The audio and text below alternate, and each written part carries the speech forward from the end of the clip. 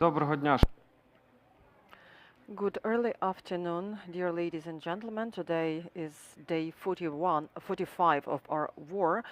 We appreciate the input of all journalists who are helping us in this informational front. Today our guest is Chmut, director of Comeback Alive Foundation, the most efficient at the moment, that already raised 2.5 billion hryvnia. He's also military analyst, military expert, and he is the founder of Militarny, a leading media outlet addressing national security issues. Taras, over to you.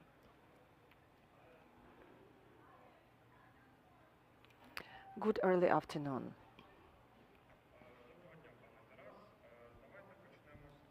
Let's get started. Ukrainians and volunteers have been helping our military, our armed forces. How effective this help is and how this self-organization helps our warriors. Ukraine has shown unique possibility that it's possible to unite the efforts and get consolidated and provide support to armed forces of Ukraine and other military units. It was unprecedented. If we compare similar situation with 2014 when Crimea was occupied and when the war started in the east of Ukraine, so the help that we get is much bigger and the funds that we raise is unprecedented. We use the funds in order to close the gaps that exist in the armed forces in terms of military supplies. Comeback Alive Foundation. How do you get requests? Do requests come from separate units or these are centralized requests? How do you know what our armed forces need at the moment? Since we've been working for 8 years, we have direct contacts with each commander from the armed forces of Ukraine, and we know what they need by sectors. And we know that the biggest need is in the south of Ukraine, east of Ukraine, Kherson, Mykolaiv, Zaporizhia, Kharkiv, Odessa. These are some of the regions that are of biggest need.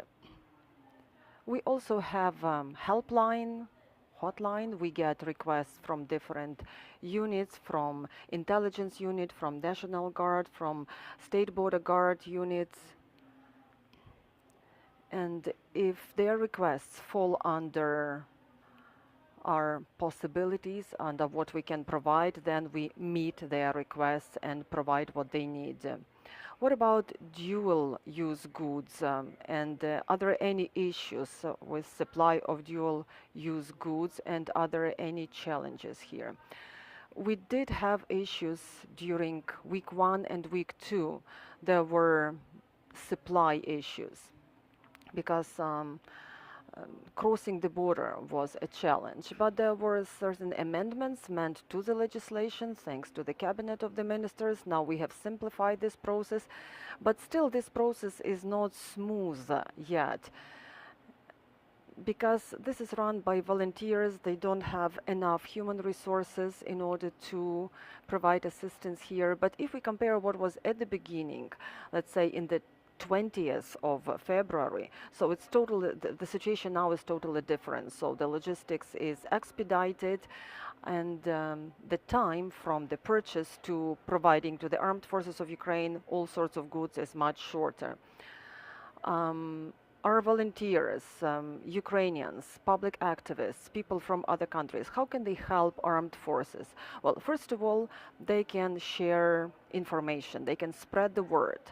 They can spread the word about the truth, about the atrocities of the Russian Federation, about the terror, about the situation in the East, making sure you underscore that this war is not over. It's going to be a long marathon, which means that we have to keep supporting our armed forces, all of us, public activists, people of goodwill. On the other hand, we have to build the system of reforming armed forces, because this is new long war. You are a military expert, and you have been an expert of military security, and you run a leading media outlet addressing national security since 2009. What is the forecast that you can give us? What sorts of combat actions are we expecting in the future? Our weakest point is air defense. It's getting exhausted, I must say. And we need to pay more attention to ground forces supplies in order to address new challenges that we might have in the future.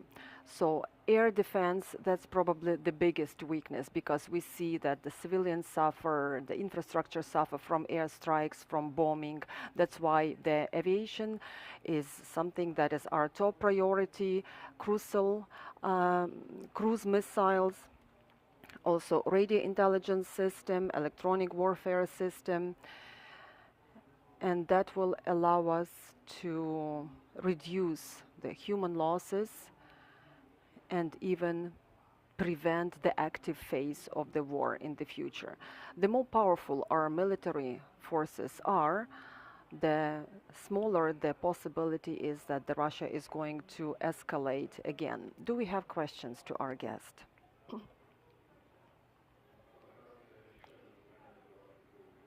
I have a question for you as a military expert. My name is Andriy Shevchenko. We frequently get questions from our foreign journalists. What is the secret of efficiency of armed forces of Ukraine? What is your answer? Is that due to the experience that they have gained in 9 years of war? It's also owing to new supplies, new weaponry that they receive, or these are the mistakes of the Russian planning? So what is the secret of their efficiency that actually exceeds all expectations? Russians had a lot of weaponry. Probably the secret is about people. People who are resilient, who are brave because they fight for their territory, for their homeland, for their values, for their convictions, for their principles, and they're going to stand until the end. So they are fighting for the truth, and truth always takes over. Now we have new units, new brigades, and I believe that they are not well equipped.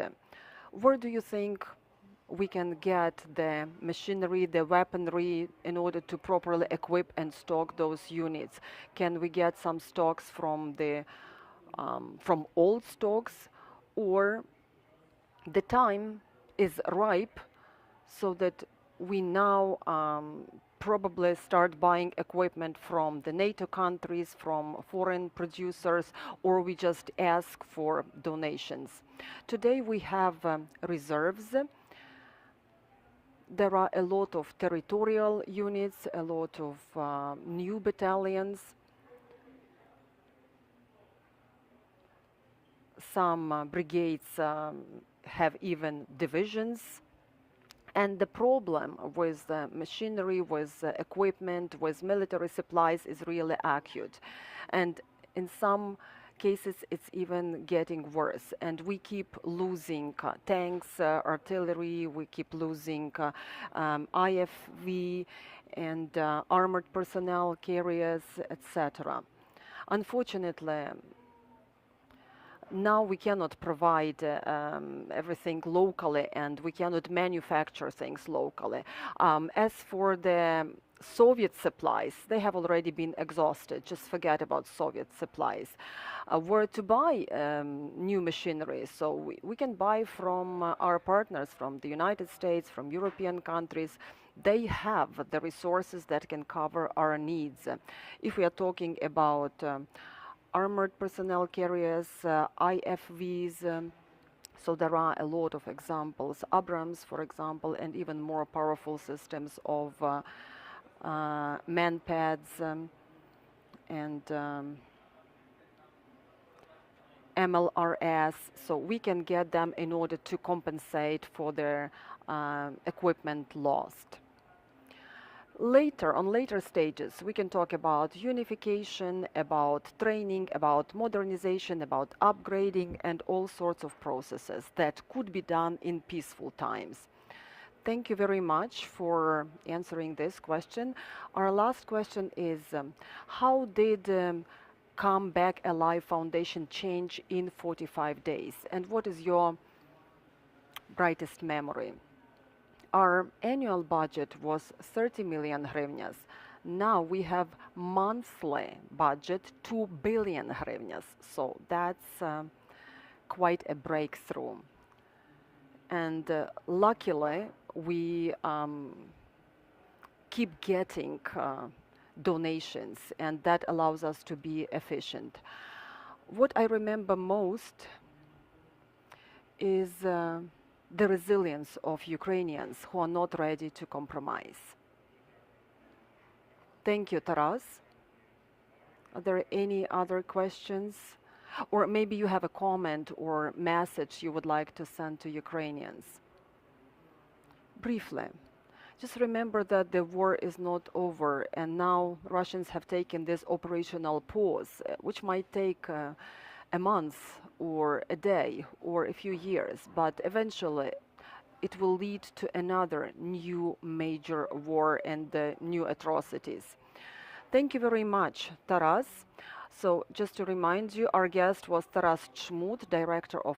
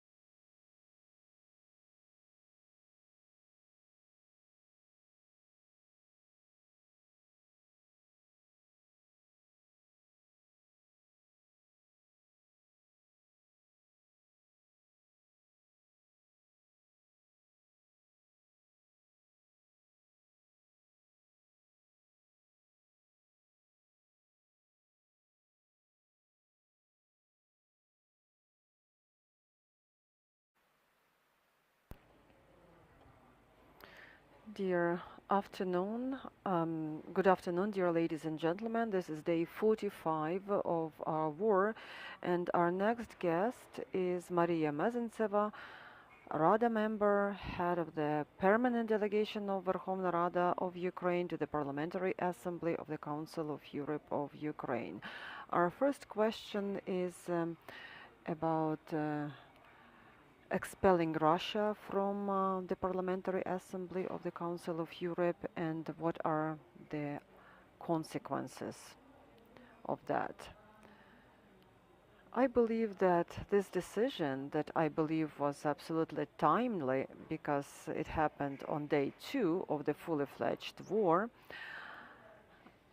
against Ukraine, we, as a delegation, received a very clear signal from Parliamentary Assembly and the Council of Ministers and the General Secretary. I understand that these names probably do not mean a lot for average Ukrainians, but this is the organization that protects human rights. Human rights of Ukrainians have been violated for 45 days. Moreover, it has been violated for 8 years, longer than 8 years. And this organization expedited this procedure. There was a meeting on day 2. There were 47 foreign affairs ministers of the Council of Europe. There were members of parliament from those countries, and there were also ambassadors. I was in Kyiv at that time, and I was under fire at that time. And when the floor was given over to me, I was able to tell the world what was happening on day 2 of the fullest fledged war of Russia against Ukraine. Later we went to Strasbourg, and that was a historical day, truly historical day, because it was a 10-hour debate, and Russia decided to react. So they say that we withdraw from the Council of Europe, Parliamentary Assembly of Council of Europe. President, PSE President, Mr. Cox, said that we will continue the discussion that ended with the unprecedented solution of Russia withdrawing from the organization. At that time, 4 people were abducted in Ukraine, including Ivan Fedorev, the mayor of Melitopol. At the moment, 29 people are abducted, and we gave the list of those people to our partners. We were also talking about the consequences of the armed aggression and active hostilities, violation of human rights, violation against women, children, men, seniors. And another thing that we underscore is that we offered an alternative interpretation for a no-fly zone. We plead to the countries who are still members of Parliamentary Assembly of the Council of Europe, and these are 46 members. We appeal to them so that they provide all possible assistance to Ukrainians, both on the ground and in the sky. We know that United Nations are trying to help, and we know that one of the results of the UN activity is Russia's suspension of the rights of membership of Russian Federation in Human Rights Council.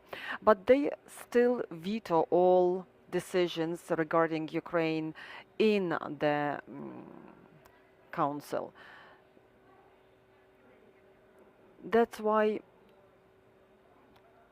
we can keep discussing this issue, and I believe that our ambassador, Mr. Kislitsa, will continue the discussion in this highly esteemed organization. Maria, we know that you visited Great Britain, Slovakia. What were the talks about, and what are some of the takeaways? Slovakia is country number 3 in Central Europe in the scope of assistance they provide to our country. Zelensky made it very clear when he addressed the members of Ukrainian parliament, and he made it very clear to the world what sort of weaponry Ukraine needs at the moment. We visited Boris Johnson in Great Britain, our Ukrainian female battalion, as we call it, and we were talking about weaponry and about military equipment provision. We also have direct contacts with the Ministry of Defense of Great Britain. We were discussing lethal weaponry, ammunition, mid-range and long-range anti-missile system, anti-tank systems. We've seen cutting-edge communication equipment. You remember during the first days of the war, our soldiers didn't have enough radio stations. Now they are fully supplied with radio stations. But we are not only talking about military supplies for our armed forces, we are also talking about the assistance to volunteers, medical personnel, territorial defense units, etc. Speaking of Slovakia, you probably saw the visit of the Prime Minister of Slovakia to Ukraine. We had a meeting with them. Mr. Heger said that they will be providing CS-300 to Ukraine. I'm happy that our delegation was part of this negotiation process. We also visited a few other countries. Sweden, for example, that was considered to be neutral up until recently.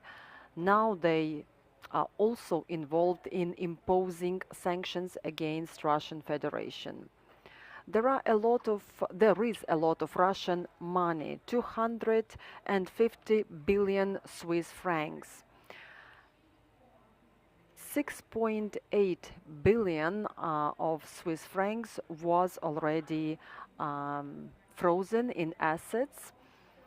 And as President Macron, during our meeting in Paris, said that we can use specific legal tools in order to freeze the assets and in order to use these assets in further rebuilding and reconstruction of Ukraine. We will have a separate fund for that purpose that was initiated by Slovakia, by the way, and it was supported by the government, other governments on the national level.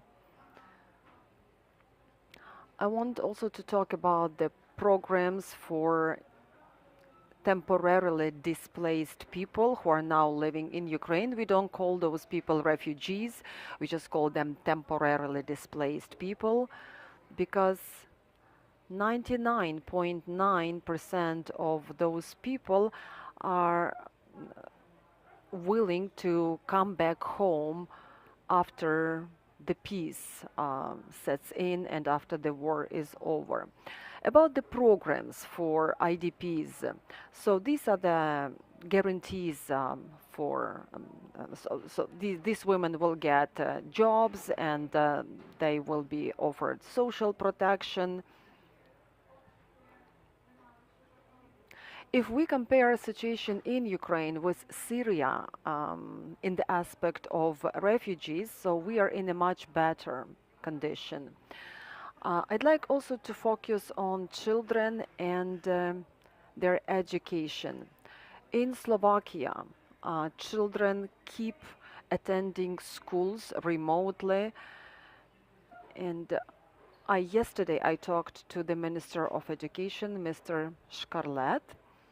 So some children that attend Slovakian schools, so they actually, this semester will qualify as the second semester of the middle school or primary school of Ukrainian educational system. Also, another thing I wanted to focus on is sexual violence and human trafficking. There are international organizations that see to this to this issue, and they make sure that women do not provide their personal information, their phone numbers, their passports to third parties, so that they do not get on buses with dubious reputation, and they take care of their security and security of their children.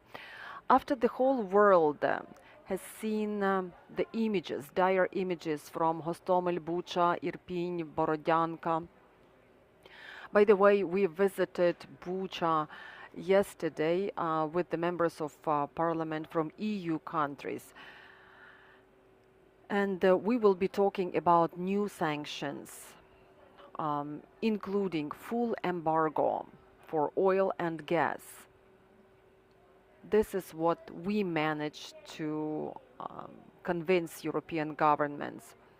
Another major victory is that Russian trucks and Belarusian trucks will not be allowed into European Union, so that's an absolute victory, and I salute all volunteers, all activists who were helping, assisting us to stop those trucks and do not let them into the territory of EU. Also, we were talking about the second level of sanctions against tycoons, against those who serve this terroristic regime, mayors, governors, and all those that are supporters. One of the leaders of TASS media was not unfortunately included into any package of sanctions. But now there are task force working in European Union, and I believe that additional sanctions will be imposed, including those personalities. Do we have any questions? My name is Andriy Shevchenko. I represent Media Center of Ukraine. A lot has been mentioned about the victory of Ukrainian European Parliamentary diplomacy. But is there anything else we need to focus on? What are some of the shortcomings? Speaking of oil and gas, so we still need to keep negotiating these issues. Some governments insist that we need to keep the dialogue with Russia. There are some challenges related to financial sanctions that were imposed in full scope. What would you say to the countries who say that we need to leave room for diplomacy while dealing with Russia, or we need to be careful in imposing sanctions? We know that there are certain gaps. For example, there is a technical element which is used in fuel that is used for Russian tanks. Unfortunately, the export of this element hasn't been banned yet. Secondly, we are all talking about values, about democracy, but I think that economics is priority number one. We have a list of companies from Great Britain, from France, from Germany, who are still operating in the Russian market. When we were in Paris and we had a meeting with trade organizations who make the policy in France, so they insisted that Auchan leaves the Russian market.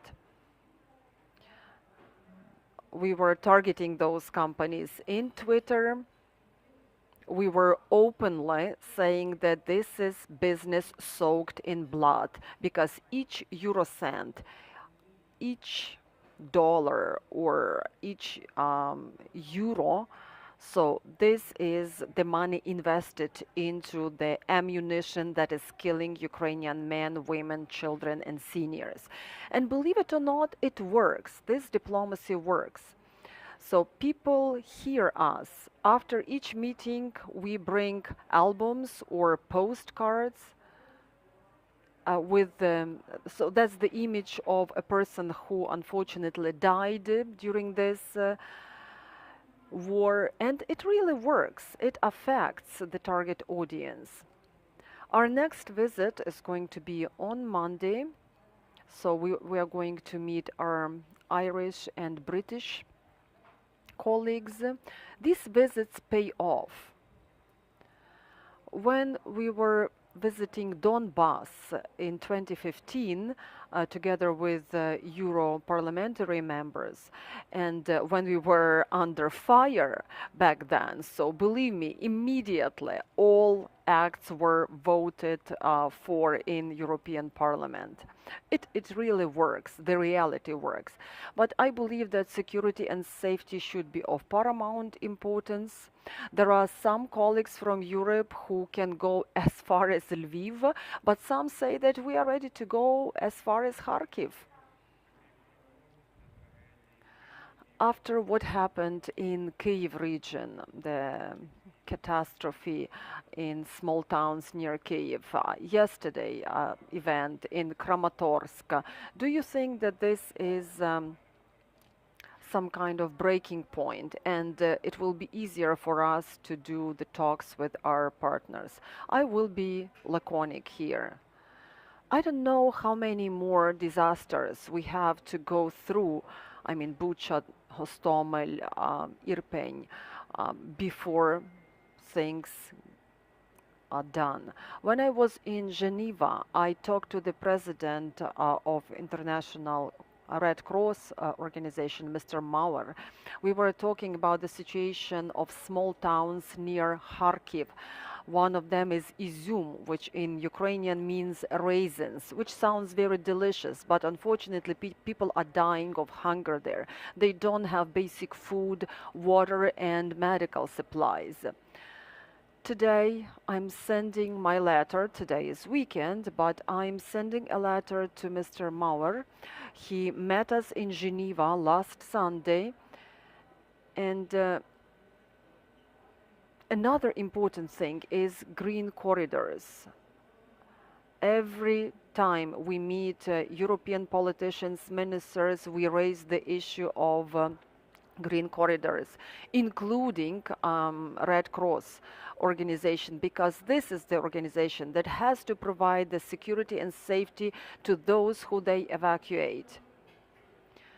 We exert tremendous efforts. Our minister, Vereshchuk, is exerting tremendous efforts so that we can evacuate all people from the active atrocity zone, active hostility zone. We understand that when our guests are coming to visit these areas, so they're also targeted. But I made it very clear to them that our volunteers risk their life and limb in order to provide food and medication to those people who are suffering. This open campaign of aggression, disbelief to Red Cross organization, it's not liked by Red Cross, of course, but it is reflected by the country that values democracy, the freedom of word, freedom of speech, and that's why our people were very open and very honest when they were talking about their impressions of Red Cross organization. We, as members of parliament, we were offered direct channels of cooperation with Red Cross.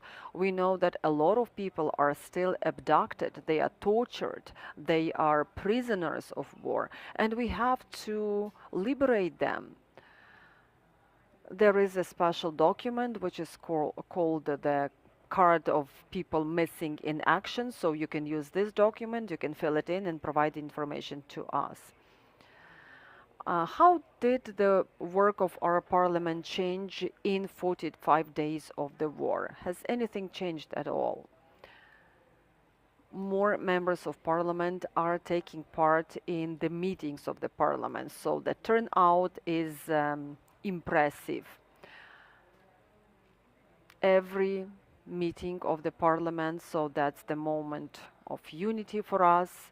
We exchange information, we stay in touch 24/7. If I'm calling anybody, I get the answer in 3 seconds without delay. The number of acts that were voted for is much bigger. Some that are not so important were delayed.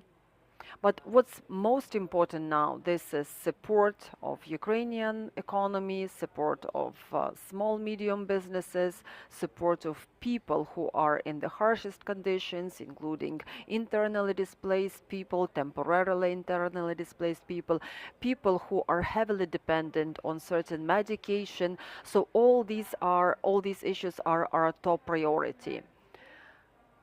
I believe that there might be some changes in terms of political parties. So you know that there is this OPZZ party that is very pro-Russian.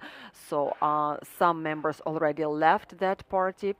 And also when we have such unprecedented support from the President of European Parliament, from the speakers of European parliaments, from our partners, from our allies, when they come to visit, you understand that this is not symbolic visit. It's historic moment because we are now witnessing the new era in the history of mankind and global politics. The whole world is watching us. The whole world is standing with us and supporting us. But we need to do more in order to counter fake news, in order to counter disinformation, because Russian politicians keep saying that Bucha, it was all staged.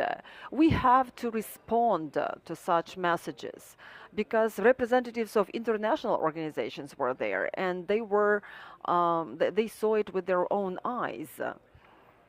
Thank you very much for your detailed comments and your insights. So our guest was Maria Mezentseva, who is the Rada member and head of the permanent delegation of Verkhovna Rada of Ukraine to the Parliamentary Assembly of European Union.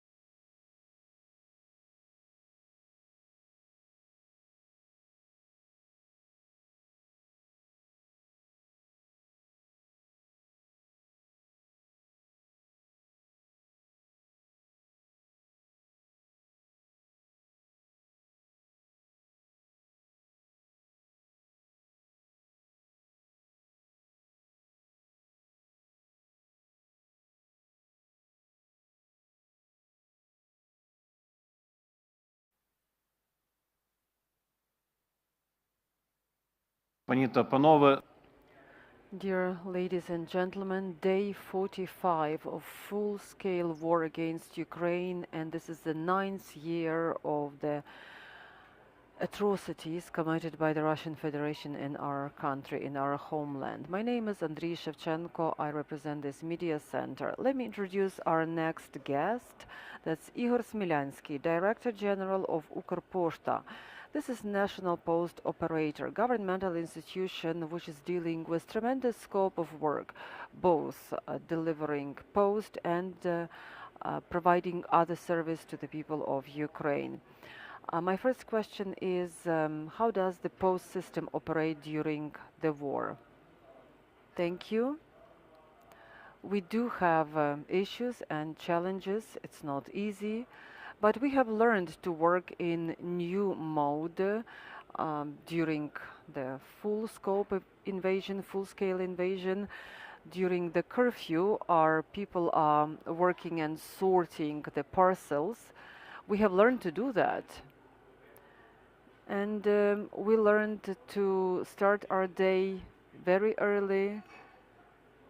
We analyze what routes are open, what routes are closed, which routes are impossible, and where there were active combat actions, active atrocities. Today is Saturday, but more than 50 representative offices are open and working. We only recently came from Kharkiv.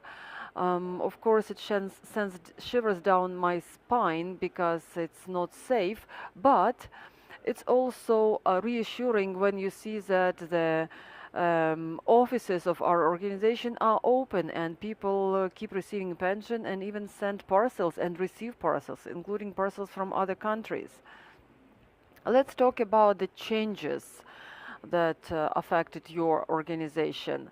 We got it from the news that Ukrposhta are now using post carriages. So they actually have resumed using the post carriages. Why would you do that? Can you explain?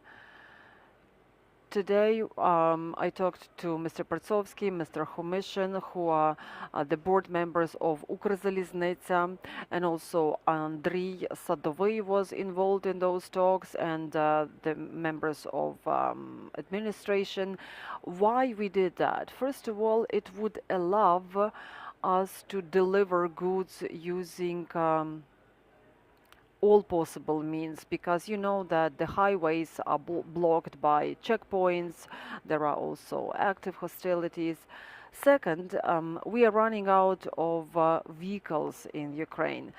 Not because suddenly we've got few vehicles, but a lot of companies just lost their vehicles because they were destroyed in the war.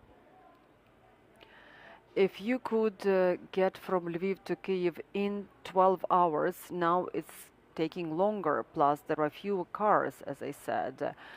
Carriages, railway carriages, so they are less dependent on the traffic, and they can run at night during the curfew hours, and cars cannot.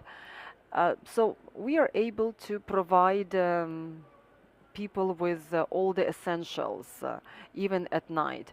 Lots of companies relocated to the west, and we know that now we have to be flexible and mobile. So on the 7th of April, one company, for example, sent the parcel, and it arrived today in Lviv department of post service. What sort of goods are you delivering now? Are there any changes? Are there any changes in scope and volume? Basically, we deliver all sorts of goods, unlike private companies. We deliver less of newspapers, postcards, but we still deliver a lot. We're also involved in evacuation campaign, so we help companies relocate from east to west. We are very happy that we are useful to them, and we also help deliver their commodity, their equipment. We also help deliver humanitarian relief from other countries to Ukraine and inside Ukraine. Together with Windrose, we are delivering humanitarian relief from Warsaw to Ukraine. Also, we are helping exporters. More than $450,000 of jewelry business was exported in peaceful times. But now this number differs. We still support exporters, and they say that because you support us, we are able to support 6 families, for example. Lots of people are sending their parcels through Amazon, other companies, other courier services, and that also is good news. When we dispatch the plane from Lviv to Warsaw, it arrives back, it comes back with the humanitarian relief, which we send to other regions of Ukraine. And another very important issue, this is pensions. So we owe it to our heroic personnel. 87% of pensions were paid timely. We understand that there are some territories that are not controlled by Ukrainian government temporarily. Unfortunately, some people died, so that's why the figure is only 87%, not 100. But personally, myself, I was in Bucha on Tuesday, and our post office number 1 was destroyed by Kadyrovites. There are very few people left in Bucha, 10 to 12 people. And I really take my hat off to these people because they had to cook on the open fire. But when we came and we brought their pension and food, so you should have seen the joy in their eyes and hearts. What's happening with your services in the occupied territories? Have you suspended the activity of your governmental organization? Well, it depends. For example, things are different in Melitopol and in Berdyansk and in other regions. So every city is different and the situation is different. Wherever possible, we try to keep operating, keep running our operations. If possible and where possible, we keep paying pensions. People need money to live on. I cannot share all information, to disclose all information for security reasons. That's understandable. But we do all we can. We pay pensions even in places that do not have electricity supply and telephone communication supplies. Once Bucha is demined, we will be there. In Chernihiv, we paid 90% of patients yesterday and the day before. We understand how important our job is, how much people are waiting for their pension. People can even pay utility bills using our services. So it's unbelievable, but once those people get pensions, I mean senior people, so they come and ask us when can we pay utilities, because they also understand that municipal services are working very well and we need to support them by paying utilities on time. We have questions? I'm sorry about here your country is still in the war right now, and would you please tell me, do you have any data can release in how many post office has been destroyed, and so how did you think how much cost to this kind of destroyment for the post office, and they got a rebuild? Thank you. Sure. Well, first of all, I don't think the count is over. We take the count every day. Roughly about 1,000 branches that we don't control. Out of that 1,000 branches, around 400 branches been destroyed, and about 500 branches are on temporarily occupied territory. So some of them I know the estate, some of them don't. So for example, I was personally in Bucha, Irpin, Gostomel, Borodyanka. These offices were, in some of them, Russian soldiers were living. So some of them I would not say destroyed.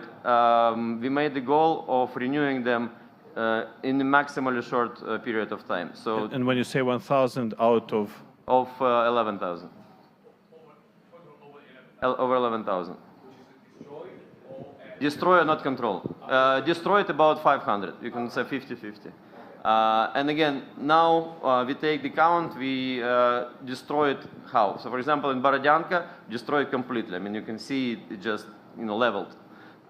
In Bucha, for example, our branch number 1, I mean, they destroyed internally, but we can repair it and launch it. So we look at every branch, how fast, again, once we freed up, once our military forces are back, taking control, we look at the status, we look whether we can resume. If we cannot, we have movable branches. We have over 1,000 movable branches that can service these people immediately. Whether there is a light or power or anything, the only limitation is we have to wait for the mines to be cleared, because right now, again, I was there personally, you cannot move out of the road, so to make sure that people are safe. So, do you have any idea in how much cost for this kind of disjointment you got to rebuild those post office? Thank you. To be honest, I don't. I know it's in millions. I was joking that I will send the bill to Russian military defense. Not to mention that Russian soldiers, since they're hungry and not fed by Russian military, they're eating the food from our branches. So we take the count of that as well. But in all seriousness, we will know when the war is over. We will rebuild it. I was joking that lots of branches, and people in Ukraine know, lots of branches needed repairs before the war. So, we'll do a better one right after. Thank you very much.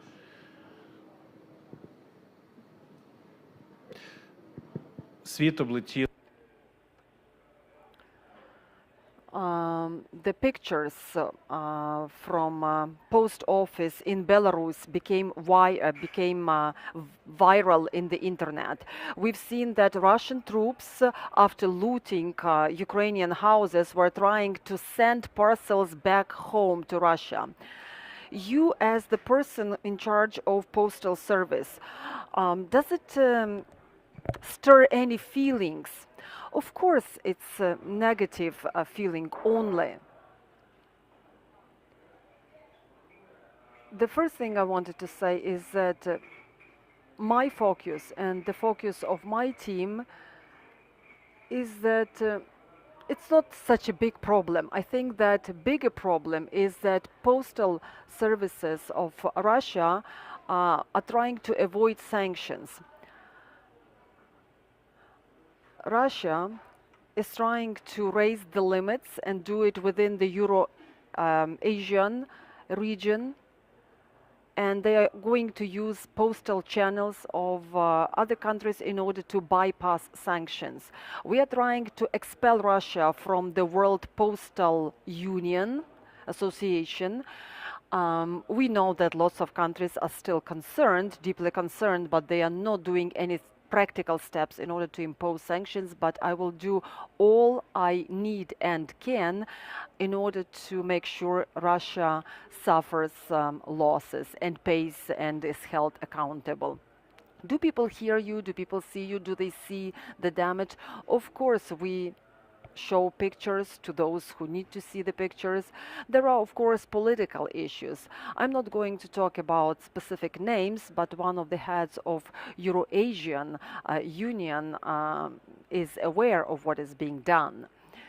The last question is about people who work in your organization. We understand that a lot of them are brave, courageous, because they risk their life and limb keeping their jobs and keep providing services. So what do you say to your people in such hard times? First of all, I'm trying to personally talk to my people, my teams, my staff. So I'm visiting our offices, I'm talking to the leadership. So they need to make sure that I'm with them, I see what they do, I feel what they do, and I'm proud of my team, my staff. They are heroic people. I cannot disclose all information about them because I want to make sure they are alive and healthy. But we will definitely reward them for their good doing after the war. You know that the war is a gray zone which turns into white or black zone, and lots of people are absolutely heroic. So some of them are staying in bomb shelters at night and in the morning without 1 hour of sleep, so they keep doing their work. Some services can wait, but not our services, because people say that people are waiting for their pensions, so they are waiting for me to come and bring their pension. That's why I can't stay home. I cannot take additional hours of sleep. And I owe what my people do, and we need to make sure that they have good conditions of work. We had Ihor Smilianskyi, Director General of